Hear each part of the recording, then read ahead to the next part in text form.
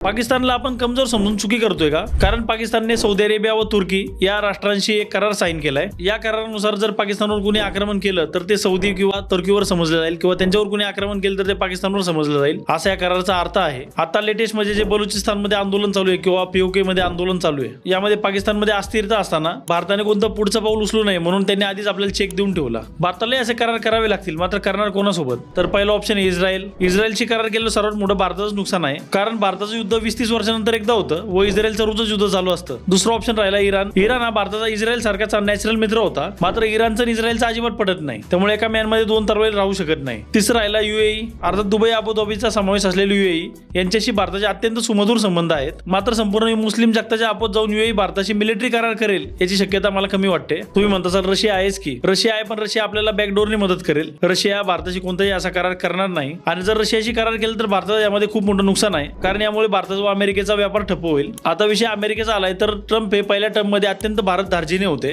मात्र गेल्या वर्षभरापासून आसिफ मुन्नीर असेल किंवा शाहबाज शरीफ असेल यांनी या ट्रम्पवर काय काळी जादू केली माहिती नाही. मात्र पाकिस्तान हे अमेरिकेचं लाडकं राष्ट्र झालंय. पाकिस्तान हे जगातील एकमेव राष्ट्र की त्यांच्याकडे अमेरिकन जेट्सही आहे व चायनीज जेट्सही आहेत, म्हणजे संपूर्ण जगात कटोरा घेऊन फिरायचं व कटोरात भरभरून दानही आणायचं. आप समजेंगे शायद ये मांगने आया, मैं मांगने नहीं आया, लेकिन मजबूरी है. आणि वरून छाती फुगून अख्ख्या जगाला सांगायचं की आम्ही युद्ध थांबवलं, भले की अजूनही चालूच आहे. मात्र जर तुम्ही जिओ पॉलिटिक्स फॉलो करत असाल तर तुम्हाला माहिती यामध्ये पाकिस्तानची वाहवा खूप झाली. अर्थात हा 3 देशांमधला करार एवढा महत्वाचा आहे की गेल्या आठवड्यापर्यंत भारताने पाकिस्तानवर आक्रमण केलं असं तरी परिस्थिती वेगळी होती. मात्र यावेळी जर भारत आणि पाकिस्तानचं युद्ध झालं, जरी सौदीने त्यांचे सैनिक नाही पाठवले तर पैशाची भरमसाठ मदत सौदी हे पाकिस्तानला करू शकतं. टर्की तर स्वतःचे सैन्यही पाठवू शकतं. आणि हा करार एवढ्यावरच थांबणार नाही, यामध्ये पुढे अझरबैजान, कतार, बहारीन, जॉर्डन, सिरिया, इजिप्त सारखे अनेक देश यामध्ये सहभागी होणार आहेत. आणि या करारामधले जे देश आहेत त्यांच्याकडून आपण तेल आणि गॅस विकत घेतो व येणारा काळ भारतासाठी अडचणीचा ठरेल का, याविषयी आपल्याला काय वाटतं आपण कमेंटमध्ये व्यक्त व्हा. धन्यवाद.